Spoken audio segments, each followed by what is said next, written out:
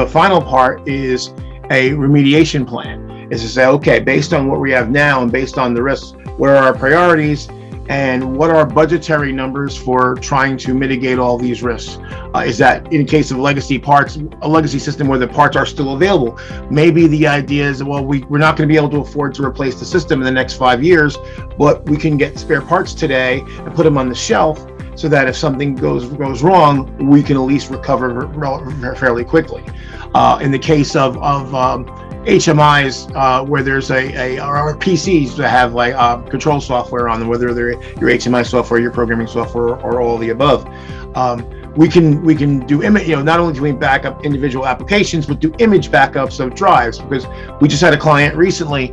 They got an old system that we rebuilt once, and we offered it's a server, so the backup software is a little more pricey. They didn't want to spend it, and the system went down again, and we had to rebuild the system again.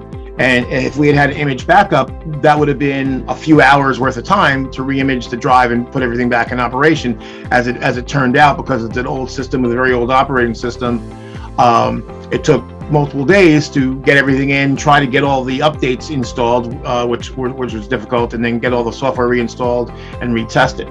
So these are the types of things we try to do to try to minimize your risks. And now that we're working with Decision Point, we can offer now extending beyond just the industrial control system arena.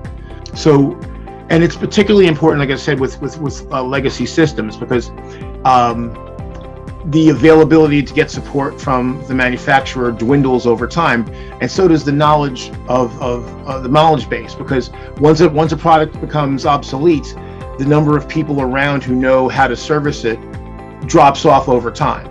So the better you have things cataloged and the better you have things backed up and spare parts or whatever else is necessary, the quicker you can turn around.